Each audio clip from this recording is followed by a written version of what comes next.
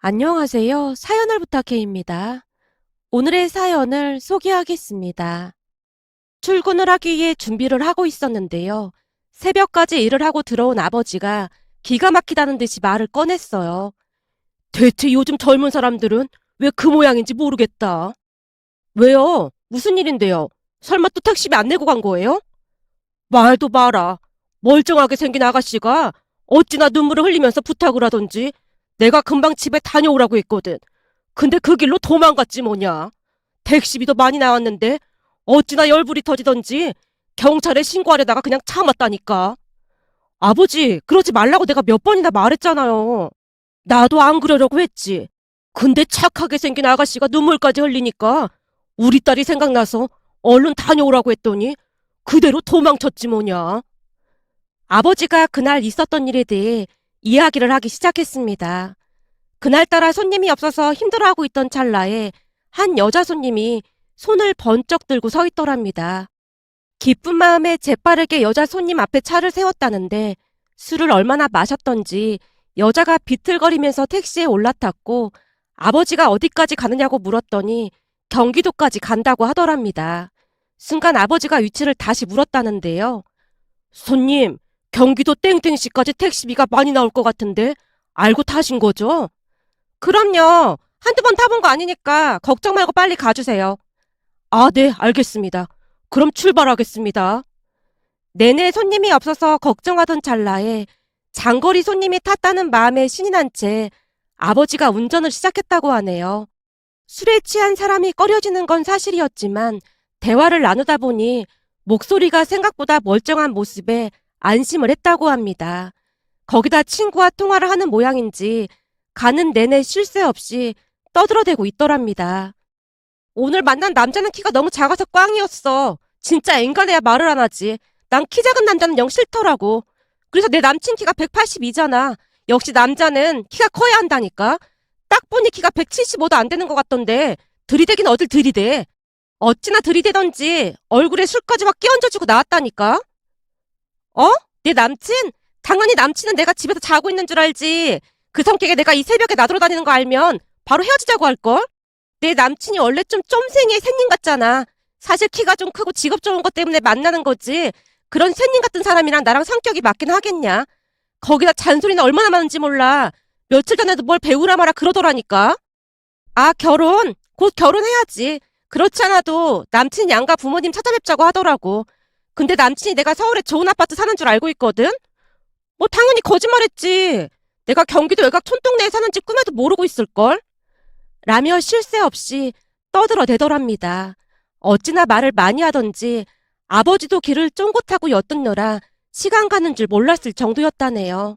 그렇게 잠시 후 목적지에 도착을 했고 아버지가 금액을 말했다는데요. 어머, 어쩌지? 왜요? 무슨 일인데요?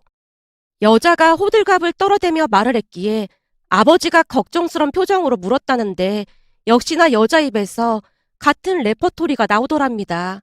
아저씨, 어떡하죠? 지금 보니 클럽에 지갑을 두고 온 모양이에요. 제가 저기 저 건물 3층에 살거든요?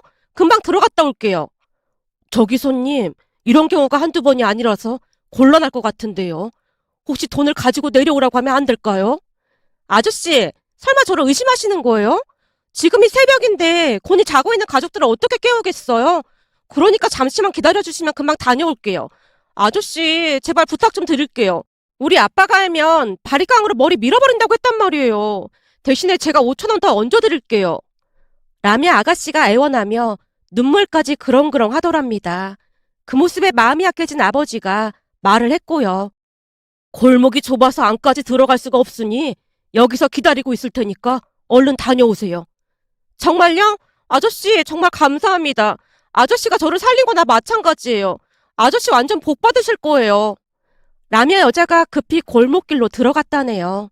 그런데 들어간 지 10분이 지나고 20분이 지나도 돌아오지 않았고 결국엔 아버지가 그 좁은 골목길에 택시까지 세워둔 채 내려서 여자를 찾아봤지만 물론 찾을 수가 없었고요.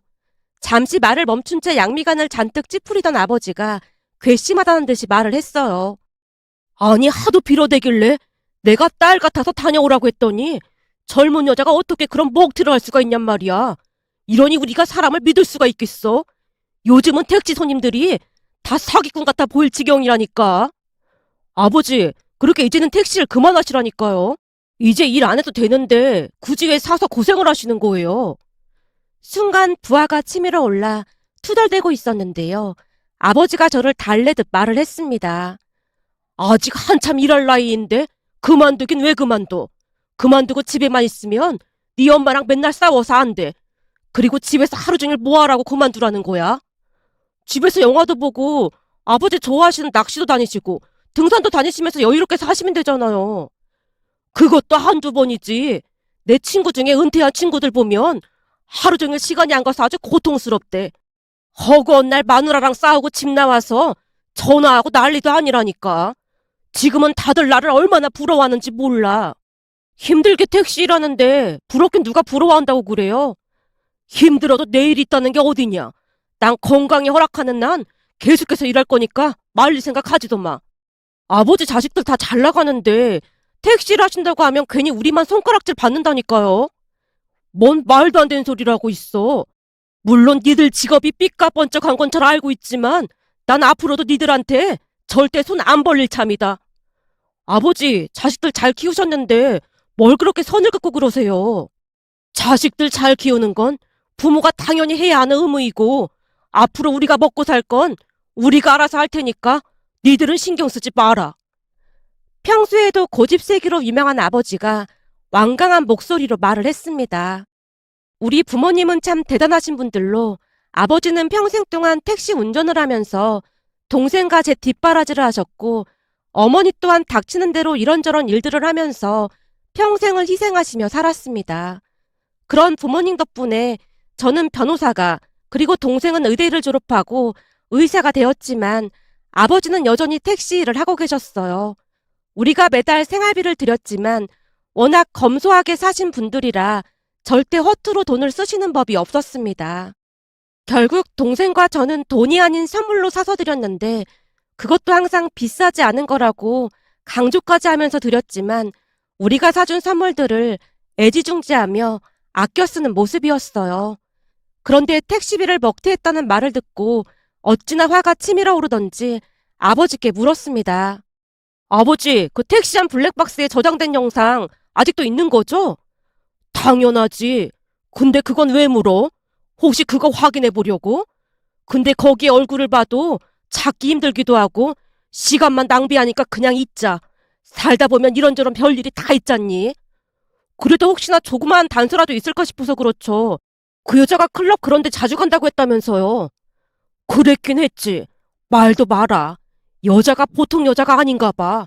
남자친구도 따로 있다는 것 같은데 클럽에서 만난 남자들이랑 놀고 그러더라니까. 세상 말세야 말세. 그리고는 아무렇지도 않게 결혼할 거 아니야. 그러니까 블랙박스 보다 보면 클럽 이름이라든지 그런 게 나올 수도 있잖아요. 오늘 퇴근하고 와서 제가 볼 테니까 지우지 마시고 그냥 두세요. 됐다고 하는데 또 고집 부린다. 이봐요, 정승민 변호사님. 변호사님은 경찰이 아니고 변호사니까 제발 그만 좀 하시죠. 아버지가 장난스레 말하고 있었습니다. 아버지, 퇴근 후에 꼭 볼 테니까 그런 줄 아세요. 아무튼 우리 집 자식들은 뭐 하나에 꽂히면 끝장을 본다니까. 대체 누굴 닮았는지 모르겠어. 라며 아버지가 고개를 절레절레 흔들고 있었습니다. 하지만 이미 제 머릿속에는 어떻게든 작은 흔적이라도 찾아서 먹튀한 것에 대한 대가를 치르게 하고 싶은 생각뿐이었어요. 결국 그날부터 아버지 택시에 있던 블랙박스 영상을 확인하며 조사하기 시작했는데요. 제가 집중하고 있는 모습에 동생이 확신에 찬 목소리로 말을 했어요.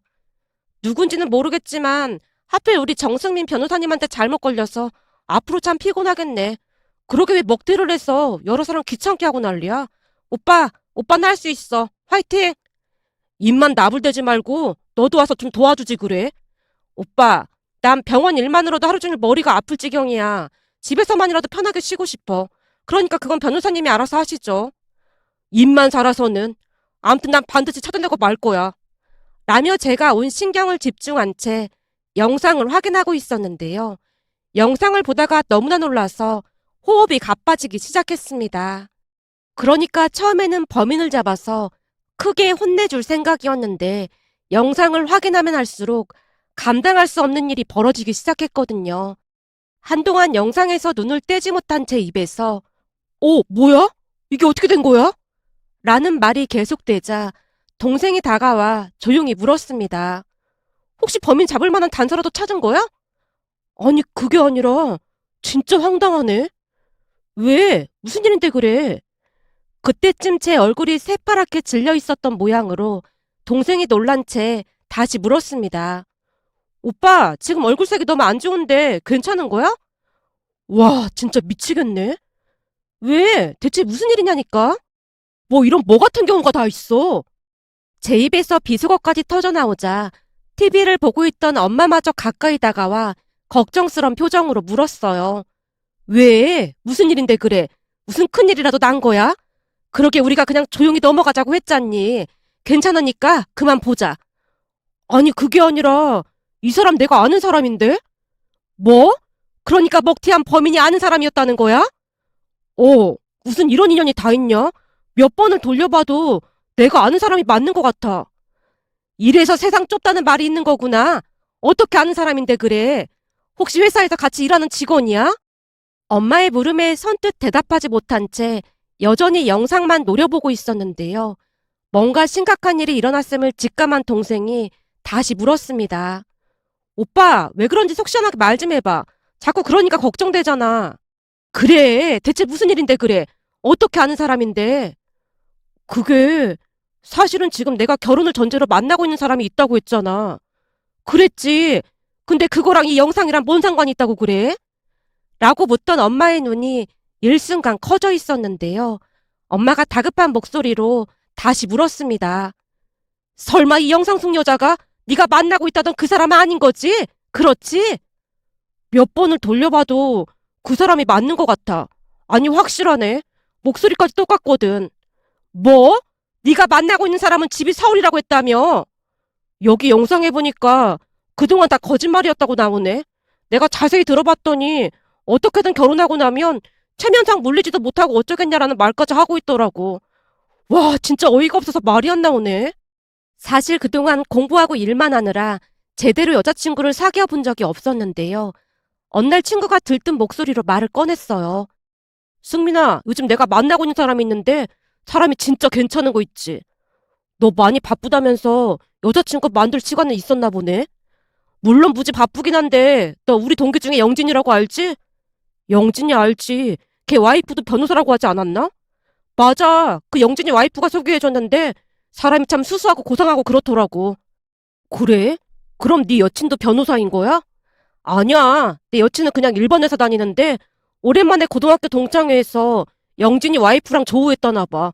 근데 영진이 와이프랑 내 여친이 말을 하다 보니까 대화가 엄청 잘 됐다나 봐. 그래서 그 뒤에도 몇 번 더 만나다가 소개팅 이야기가 나왔고 나한테 소개팅을 해준 거야. 그래? 영진이 와이프 똑 부러진다고 소문이 자자하잖아.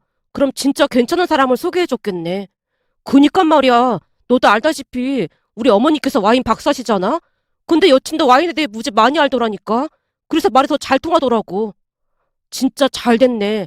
그렇잖아도 맨날 일만 하는 것 같아서 좀 그랬거든. 야, 너도 지금 그러고 있으면서 그런 말이 나오냐? 나야 뭐 워낙 내성적이기도 하고 말하는 것도 재미없고 해서 여자들한테 워낙 인기 없잖아. 이제 익숙해져서 괜찮아. 제가 어색한 웃음을 지은 채 애써 아무렇지도 않은 척 하고 있었는데요. 친구가 기다렸다는 듯이 급히 말을 꺼냈습니다. 그래서 말인데 내 여친 친구 중에 진짜 괜찮은 사람이 있다고 하거든? 그 사람이 소개팅을 좀 해달라고 했다는데 좀 조용하고 진중한 사람이었으면 좋겠다고 했대. 근데 네가 딱 생각나더라고. 어때? 한번 만나볼래? 뭐? 나보고 소개팅을 해보란 말이야? 야, 됐다. 괜시리에 소개팅 나갔다가 너랑 네 여친 망신시키면 큰일인데 난 사양할게. 니네 부모님이 뼈 빠지게 키웠는데 너 언제까지 그러고 살 건데? 여자친구 생기니까 우리 부모님도 엄청 좋아하시더라고. 그니까 너무 빼지만 말고 잘 생각해봐. 다른 사람도 아니고 영진이 와이프가 소개해준 건데 뭐 의심할 필요도 없고 우리같이 시간 없는 사람들한테는 이보다 좋을 순 없잖아. 친구가 계속해서 설득하는 바람에 여친을 소개받았고 친구 말대로 여친 또한 참 좋은 사람 같아 보였습니다. 특히나 제가 결혼을 결심하게 된 계기가 있었는데요. 어느 날은 택시를 탔는데 택시 기사님이 실수를 했음에도 그냥 웃으며 다정하게 말하는 모습에 괜찮은 사람이라는 확신마저 들었습니다. 아무래도 아버지께서 택시 운전을 하고 계셨기에 여친의 마음 씀씀이가 마음에 들 수밖에 없었어요. 그 뒤에도 여친은 수수한 모습으로 식사를 하거나 하면 항상 반반 결제를 하며 자신이 합리적인 사람임을 강조하곤 했습니다. 지금 생각해보면 여자친구를 사귀어본 경험이 없었기에 여친의 수법에 그냥 넘어갔던 게 아니었나 싶었어요. 특히나 영진이 와이프가 워낙 똑똑한 사람이었기에 이상한 사람을 소개해줬으리라고는 생각조차 하지 않았던 것 같습니다. 그랬으니 그날 아버지 택시 안에 있던 블랙박스를 보고 큰 충격을 받을 수밖에 없었습니다. 혹시나 제가 잘못 본 게 아닐까 싶어 영상을 수도 없이 돌려봤던 것 같네요. 결국 제가 심각한 표정으로 동생에게 물었어요. 봐봐, 이 사진에 있는 여자랑 택시 안에 있는 여자가 비슷해 보이긴 하지. 비슷해 보이냐고? 오빠, 정신 차려. 내가 보기엔 완전 똑같거든? 그렇지, 그래 보이지. 와, 나 그동안 완전 사기당한 거네. 오빠는 변호사직이나 되는 사람이 무슨 이런 사기를 당하고 있어. 그러게 그냥 나처럼 같은 직종에 있는 사람 만나라고 했잖아. 우리같이 바쁜 사람들은 그게 제일 낫다니까. 우선 나 심장이 너무 뛰어서 좀 누워 있어야겠어. 제가 방으로 들어가고 있었는데요. 조용히 제 눈치만 보고 있던 엄마가 제게 물었습니다. 승민아, 너 쟤랑 헤어질 거지? 헤어지는 건 당연한 건데 아버지 택시비는 받아낼 생각이야. 뭐? 택시비를 뭐하러 받아? 그냥 지금 당장 연락해서 끝내. 엄마, 내가 알아서 할게. 라며 방에 들어가서 한동안 멍이 누워만 있었던 것 같습니다. 세상이 아무리 좁다고 해도 그런 식으로 여친 정체가 들통날 줄 누가 알았겠습니까? 결국 다음날 일찍 퇴근까지 한 채 여친을 만나러 갔는데요. 아무것도 모르는 여친이 활짝 웃으며 반겼어요. 승민 씨가 웬일이야? 내가 많이 보고 싶었구나? 엄청 많이 보고 싶긴 했지. 순간 제 표정이 워낙 굳어 있었기에 여친이 뭔가 눈치를 챈 듯 물었어요. 승민 씨, 무슨 일 있는 거야? 오늘 표정이 많이 안 좋은 것 같네? 내가 궁금해서 물어보는 건데, 현미 너 집이 어디야? 나? 잠실이잖아. 여친이 천연덕스럽게 말하고는 제 얼굴만 쳐다보고 있었습니다. 여친의 간사한 태도가 너무나 가증스럽기만 했기에 제가 단도직입적으로 다시 물었어요. 근데 왜 경기도 땡땡시까지 택시를 타고 가서 먹튀를 하고 다니는 거야? 뭐? 그걸 승민 씨가 어떻게? 제 물음에 많이 놀란 모양으로 순간적으로 대답을 하던 여친이 당황한 채 말을 잇지 못하고 있었어요. 그런 여친에게 쐐기를 박듯 말을 했습니다. 나도 이런 일이 어떻게 일어났는지 모르겠는데 우리 아버지께서 택시 운전을 하고 계시거든? 근데 거기에 네가 택시비 먹튀하고 도망가는 모습이 그대로 찍혔더라고. 아니야. 무슨 그런 소리를 하고 있어. 절대로 나 아니야. 아니, 100%더 맞더라고. 내가 100번도 더 돌려봤거든. 아니, 승민 씨 아버지는 아들이 변호사식이나 되는데 왜 택시 일을 하고 있는 거야? 평소와는 다르게 제가 정색까지 한 채 추궁을 하자 정신이 반쯤 나갔던 모양인지 여친이 오히려 우리 아버지를 원망하고 있었어요. 너 진짜 악질이구나. 어디 할 짓이 없어서 그러고 다니고 있어. 내가 그렇게 우스워 보였어? 사실 공부만 잘해서 그런지 꼬시긴 아주 쉽더라고. 우리 소개해준 승민 씨 친구 여친도 내 친구잖아. 걔가 아주 식은죽 먹기라고 날 꼬드겼거든. 우리가 결혼하게 되면 명품백 하나 사달라고 하면서 말이야. 이렇게 된 마당에 나만 망할 순 없잖아. 승민 씨 친구는 청첩장까지 나왔는데 어쩌면 좋냐? 모든 것이 어그러졌음을 직감했던 모양인지 여친이 작정한 듯 모든 비밀을 쏟아내고 있었습니다. 그럼 둘이 짜고 그랬단 말이야? 당연한 거 아니겠어? 마치 자물쇠가 풀린 듯 여친이 술술 쏟아내기 시작했는데요. 알고 보니 동창회 날 영진이 와이프가 변호사가 됐다는 걸 사전에 입수하고는 둘이서 계획까지 세웠다고 하네요. 한마디로 사기 결혼을 하기 위해 큰 그림을 그렸던 것이죠. 한참 동안을 자랑스레 떠들던 여친이 잠시 말을 멈추더니 비웃듯 다시 말을 시작했어요. 근데 참 어이가 없네. 그렇잖아. 그날 그 택시기사가 승민 씨 아버지일 줄 누가 알았겠어? 승민 씨 입장에서는 조상이 도왔다고 해야 하는 건가? 이미 다 들통난 것 같으니까 난 이만 가볼게. 그리고 말이야, 승민 씨 친구도 빨리 결혼 말려야 할 것 같은데? 내 친구 지금 혼수 준비한다고 여기저기서 대출받고 난리도 아니거든. 결혼하고 나서 갚으면 된다고 아주 신나 있더라고. 거기다 내가 비밀 하나 더 말해주자면 그 상견례 때 내 친구 부모님으로 나간 사람들 말이야. 그 사람들 친구 친부모님이 아니야. 대행하는 사람을 고용한 거야. 그 친구가 결혼 성공하면 나한테도 그대로 전수한다고 했거든. 그동안 승민 씨가 나한테 워낙 잘해줘서 내가 특별히 말해주는 거야. 라며 자리에서 일어났는데요. 저도 지지 않고 조용히 말을 했습니다. 저기 지금까지 너랑 대화 내용 다 녹음했으니까 그렇게 알고 있어. 내 친구가 안 믿을 것 같아서 말이야. 잘했네. 역시 변호사라 그런지 머리는 똑똑하단 말이야. 그거 꼭 승민 씨 친구한테 그대로 들려줘. 나만 망할 수는 없는 노릇이잖아. 그리고 내 친구 말이야. 걔는 연예인 되려고 연기학원도 다닌 친구야. 그러니 다들 속을 수밖에 없잖아. 나도 그 친구한테 그대로 전수받았고 말이야. 라며 여친이 자리를 박차고 나가버렸습니다.